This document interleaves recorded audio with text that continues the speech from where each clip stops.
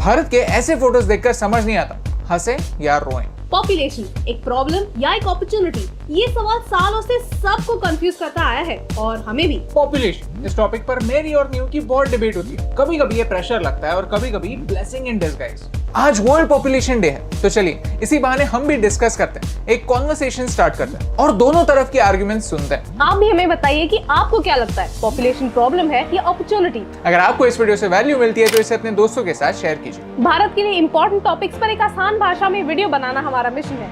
हमें सपोर्ट करने के लिए हमारे YouTube चैनल को सब्सक्राइब कीजिए और इस बेल आइकॉन को प्रेस कीजिए। पॉपुलेशन एक प्रॉब्लम है क्योंकि उसका सीधा इम्पैक्ट एनवायरनमेंट पर होता है। भारत में दुनिया का सिर्फ 2.4% लैंड मास है, 4% पानी है और 16% पॉपुलेशन।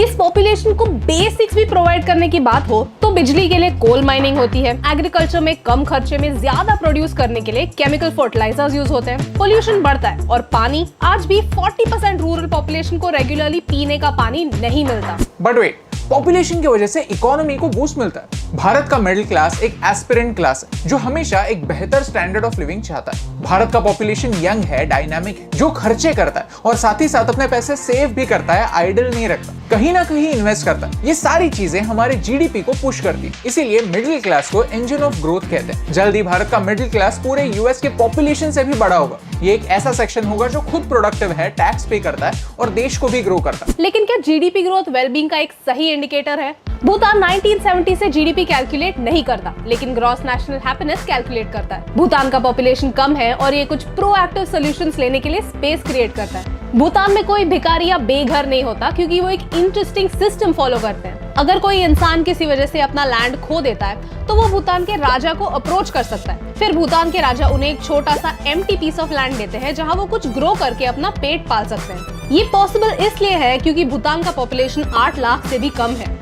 भारत का पॉपुलेशन ऑलरेडी इतना ज्यादा है कि ऐसा कोई सिस्टम प्रैक्टिकल ही नहीं है। लेकिन एक अच्छी बात, एक सिल्वर लाइनिंग जरूर है कि भारत का पॉपुलेशन ग्रोथ रेट कम हो रहा है। यूएन ने फर्टिलिटी रेट को टोटल बर्ड्स पर वुमेन के हिसाब से डिफाइन किया। यूएन कहता है कि जब फर्टिलिटी रेट 2.1 पर स्टेबल होता है, यानी हर औरत के ऑन एन एवरेज 2 बच्चे और 10% मिसकैरेज का चांस होता है, तब देश का पॉपुलेशन स्टेबल होने लगता है। आज ये नंबर 2.2 के आसपास है, यानी एक स्टेबल पॉपुलेशन के हम काफी करीब है। अगर ये नंबर 2.1 से नीचे गिरता है तो एक नया सोशियो इकोनॉमिक प्रॉब्लम जनरेट हो सकता है। लोगों की लाइफ एक्सपेक्टेंसी बढ़ रही है और यूजुअली लोग 60 की एज में रिटायर होते हैं। उसके बाद उनका इनकम सोर्स रेयरली कुछ होता है और वो अपने बच्चों पर डिपेंडेंट होते हैं। सोचिए, अगर कोई 60 की एज में रिटायर होता है और 90 साल तक जिंदा रहता है तो वो 30 सालों के लिए अपने पेंशन पर और अपने बच्चों पर डिपेंडेंट होगा। ये एक अलग ही प्रॉब्लम इसलिए है क्योंकि भारत में इन्वेस्टमेंट और सेविंग करने वाला पॉपुलेशन बहुत कम है। बट अभी when you say 2.1 children per woman, you don't consider the problem of polygamy. In some cultures, men marry more than one woman. यानी ये यूएन का इंडिकेटर थोड़ा सा फ्लॉड है क्योंकि ये औरत पर प्रेशर रखता है सिर्फ 2 बच्चे पैदा करने के लिए,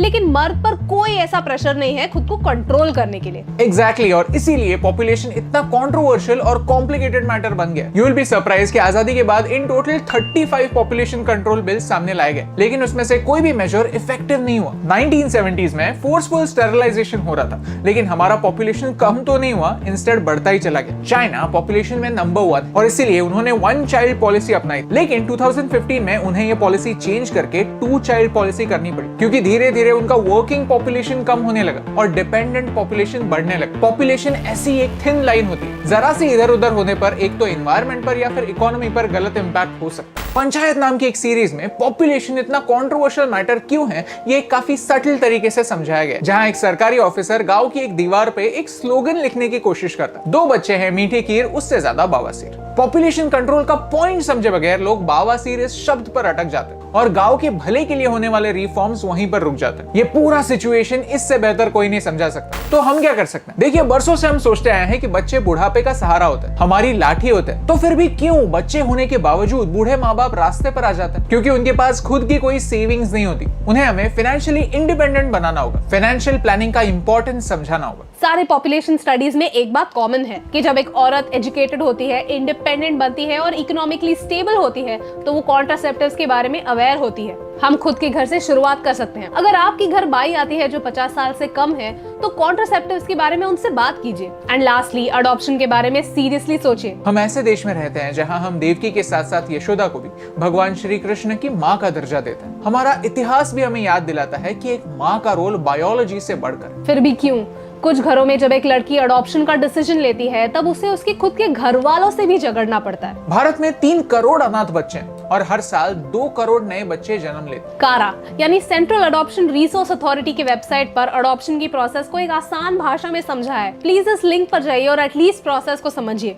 Similarly, if you know someone who can't take care of their child, they can legally surrender their child and Kara will put their child into the adoption pool. देखिए, कोई बच्चा अबैंडन होने से अच्छा है कि वो एक लीगल तरीके से अडॉप्ट हो जाए। सोचिए, हम पॉपुलेशन को बढ़ाने के बजाय एग्जिस्टिंग पॉपुलेशन को एक अच्छी जिंदगी देने में सक्सेसफुल हो पाए तो भारत का पॉपुलेशन भारत के लिए एक एसेट बेशक बन जाएगा। अगर आपको इस वीडियो से वैल्यू मिली, कुछ नया सीखने मिला, तो इस वीडियो को शेयर कीजिए, क्योंकि भारत 2030 तक चाइना को पॉपुलेशन के मामले में पीछे छोड़ने वाला ये एक फैक्ट है जिसे हम बदल नहीं सकते। लेकिन हाँ, ये जरूर बदल सकते हैं कि ये पॉपुलेशन कैसा होगा। गरीब, लाचार और बेबस बनकर भारत के लिए एक बोझ होगा या खुद की तरक्की से भारत का नाम रोशन करेगा। इस सवाल का जवाब हम जरूर बदल सकते हैं और यही सिंपल सी बात आप तक पहुंचाने से मुझे फर्क पड़ता है। हे एस टीम, हम हमेशा सोचते थे कि मीडिया भारत के बारे में इतनी नेगेटिव क्यों, तो हमने एक पॉजिटिव सोल्यूशन बेस्ड अप्रोच अपनाया। अगर आपको ये वीडियो अच्छा लगा तो लाइक बटन प्रेस कीजिए। अगर आप यहाँ पर नए हैं तो यहाँ पर क्लिक करके सब्सक्राइब कीजिए और नए वीडियोस के अपडेट्स मिलने के लिए बेल आइकन को प्रेस कीजिए। और ऐसे ही और पॉजिटिव वीडियोस देखने के लिए यहाँ पर क्लिक कीजिए, क्योंकि आपके सपोर्ट से मुझे फर्क पड़ता है।